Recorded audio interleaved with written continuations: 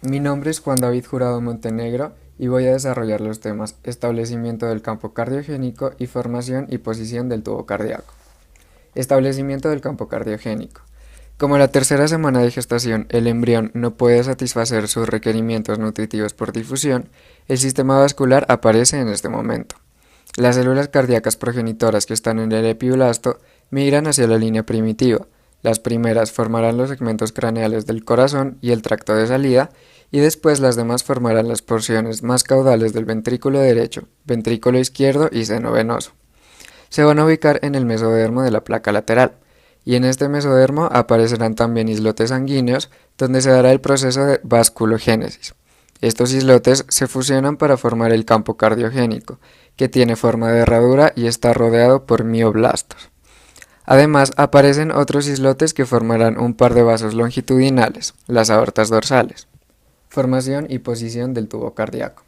Al principio, el área cardiogénica se sitúa por delante de la membrana bucofaringea y de la placa neural, pero con el crecimiento del sistema nervioso central se empuja la membrana bucofaringea hacia adelante y la cavidad pericárdica y el corazón se sitúan primero en la región cervical y finalmente en el tórax.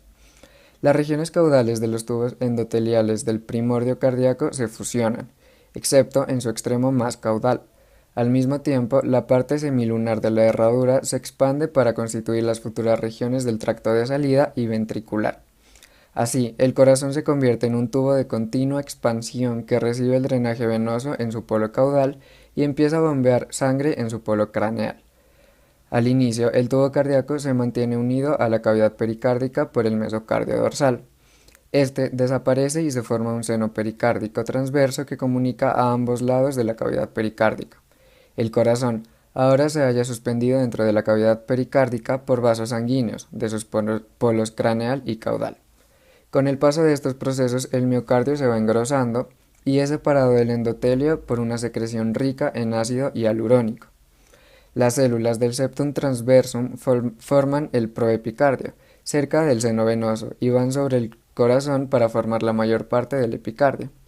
Así, el tubo cardíaco está formado por tres capas: el endocardio, el miocardio y el epicardio o pericardio visceral.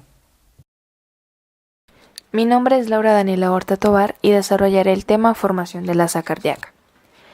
El inicio de la formación de la asa cardíaca se da posterior a que el tubo cardíaco sigue alargándose y encorvándose a los 23 días. Su porción cefálica se desplaza hacia una dirección ventral y caudal y hacia la derecha, mientras que la porción atrial lo hace en un sentido dorsocraneal y hacia la izquierda. Y simultáneamente se desarrollan expansiones localizadas en toda la región del tubo, como lo es la porción auricular. Esta porción auricular es una estructura situada al exterior de la cavidad pericárdica y que forma una aurícula común. Dicha aurícula común se va a incorporar en esta cavidad pericárdica. Ahora, la unión auriculoventricular forma el canal auriculoventricular, el cual comunica a la aurícula común con el ventrículo embrionario primitivo. Posteriormente, con el bulbo cardíaco se forman diferentes estructuras, como es la porción trabeculada del ventrículo derecho, derivada de su tercio proximal, o los infundíbulos ventriculares de su parte medial, también conocida como cono arterial, y las raíces y la porción proximal de las arterias aorta y pulmonar, originadas de su parte distal o tronco arterioso. En este sentido, la unión entre el ventrículo y el bulbo cardíaco se denomina agujero interventricular primario. Por lo tanto, podemos decir que el tubo cardíaco está organizado por regiones a lo largo de todo su eje cráneo-caudal, es decir, desde el tronco cono hasta los ventrículos derecho, izquierdo y la región auricular. Cuando finaliza la asa cardíaca, el tubo cardíaco comienza a formar trabéculas primitivas que son proximales y distales al agujero interventricular primario. Conservando sus paredes lisas, el ventrículo primitivo recibe el nombre de ventrículo izquierdo primitivo y el tercio proximal trabeculada del bulbo cardíaco se denomina ventrículo derecho primitivo. Además, la porción troncoconal se desplaza hacia una posición más medial debido a la formación de dilataciones transversales de la aurícula que sobresalen a cada lado del bulbo cardíaco. Mi nombre es Juliet Milena Delgado Rosero. Les continuaré hablando sobre el desarrollo del seno venoso, que se hace en la mitad de la cuarta semana, donde el seno venoso empieza a recibir sangre de las prolongaciones inusuales derecha e izquierda. Existe un cambio de la entrada del seno hacia la izquierda debido a una derivación de izquierda y derecha de la sangre. La formación de los tabiques cardíacos se forman entre el 27º y 37º día del desarrollo, cuando el embrión aumenta su longitud. Para formar estos consisten dos mecanismos. Uno de ellos es las dos masas de tejido de crecimiento se aproximan para fusionarse, y la formación de estas dependen de la síntesis y depósito de matrices extracelulares. Esas son denominadas almohadillas endocárdicas, que se forman en las regiones auriculoventriculares y trococonal para formar los tabiques. Otra forma es cuando se deja crecer una banda angosta de tejido de la pared aurícula o del ventrículo. Es importante saber que el tabique nunca divide por completo la cavidad.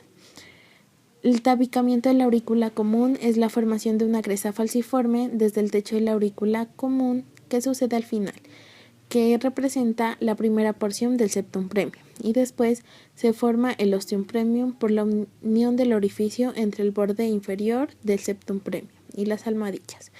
El septum secundum se forma cuando la cavidad aurícula derecha se expande como consecuencia de la incorporación de la prolongación sinusal. El tabicamiento del canal auriculoventricular comunica con el ventrículo izquierdo primitivo y está separado del bulbo cardíaco por un reborde, pero al final del extremo posterior del reborde termina la mitad y es menos notable. Las válvulas auriculoventriculares, después de la fusión de las almohadillas, cada orificio está rodeado por proliferaciones de tejido mesenquimático. Cuando este tejido está situado en la superficie ventricular, estas proliferaciones se excavan y se adelgazan.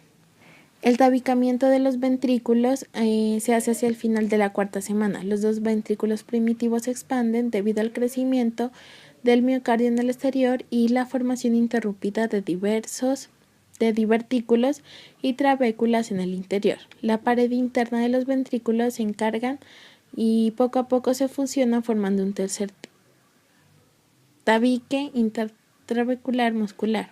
Durante el desarrollo del útero se produce el cierre del agujero y después se produce el cierre por completo del agujero interventricular. Mi nombre es Karen Bastidas y les vengo a hablar sobre las válvulas semilunares, la formación del sistema de conducción del corazón, el desarrollo vascular y el sistema arterial. Bueno, las válvulas semilunares. Los primordios se ponen en forma de tubérculos en los rebordes del tronco, frente a las tumefacciones fusionadas del tronco, apareciendo un tercer tubérculo que forman las válvulas semilunares. Las células de la cresta neural también ayudan a la formación. La formación del sistema de conducción del corazón. El marcapasos del corazón se encuentra al comienzo en la porción caudal del tubo cardíaco izquierdo. De ahí esta función la asume el seno venoso, incorporándose a la aurícula derecha, provocando que el tejido del marcapasos se encuentre próximo a la desembocadura de la vena cava superior, formándose el nódulo sinoauricular. El nódulo auriculoventricular y su asdeis tienen orígenes en las células de la pared izquierda del seno venoso y las del canal auriculoventricular. El desarrollo vascular depende de dos mecanismos, que son la vasculogénesis y la angiogénesis. El sistema arterial. Los arcos aórticos se forman durante la cuarta y quinta semana, originando arcos faringios, los cuales son 5 pares de arterias. El saco aórtico formará dos prolongaciones, que son la arteria brachiocefálica y el segmento proximal del callado aórtico. Las arterias que se derivan de los arcos aórticos son: del primero las maxilares, del segundo la hioidea y del estribo, del tercero la carótida común y la primera parte de la interna, la cuarta el lado izquierdo el callado de la aorta y el lado derecho la parte proximal de la subclavia derecha. El quinto nunca se forma y el lado izquierdo del sexto formará la pulmonar izquierda y el conducto arterioso, y el lado derecho la pulmonar derecha. La arteria dorsal se borra De ahí el corazón desciende hacia la cavidad torácica por el alargamiento del cuello, y esto hace que las arterias carótidas y brachiocefálicas se alarguen. Las arterias onfalomesentéricas o vitelinas al comienzo son vasos pares. De ahí se fusionan y forman la arteria del mesenterio dorsal del intestino. Las arterias umbilicales al comienzo son un par de ramas ventrales de la aorta dorsal, pero en la cuarta semana de vida intrauterina cada arteria adquiere una conexión con la rama dorsal de la aorta y la arteria ilíaca común primitiva, y pierden su sitio temprano de origen. Las arterias coronarias se derivan de angioblastos y del mismo epicardio. Bueno, mi nombre es Leida Llano Ortega Moncayo. Curso el primer semestre de medicina. A mi grupo le correspondió hablar sobre el sistema cardiovascular. Mi tema a desarrollar es el sistema venoso. Bueno, este se da en la quinta semana, en donde se pueden distinguir 3 pares de venas. Las venas onfalomesentéricas, y bueno, estas llevan la sangre del saco vitelino al seno venoso. Bueno, estas venas, antes de ingresar al seno venoso, forman un plexo alrededor del duodeno y pasan por el septum transverso. Por consiguiente, la sangre que proviene del lado izquierdo del hígado es recanalizada hacia la derecha y causa el agrandamiento de la vena onfalomesentérica derecha, que es el conducto hepatocardíaco derecho. Bueno, en las venas umbilicales, en estas se transporta sangre oxigenada al embrión. Bueno, y pasan a cada lado del hígado y se comunican con los sinusoides hepáticos. A su vez, la vena umbilical izquierda es la única que transporta sangre de la placenta al hígado. Bueno, se establece una comunicación entre la vena umbilical izquierda y el conducto hepatocardíaco derecho. Como resultado, después del nacimiento se cierra la vena umbilical izquierda y el conducto venoso, en donde se forma el ligamento redondo del hígado y el ligamento venoso. Por otra parte, se forman las venas cardinales. Bueno, estas son las que reciben sangre del cuerpo del embrión y forman el principal sistema de drenaje venoso del embrión. Este está compuesto por las venas cardinales anteriores y las venas cardinales posteriores. Bueno, durante la quinta y séptima semana se forman las venas subcardinales, las cuales drenan sangre principalmente de los riñones.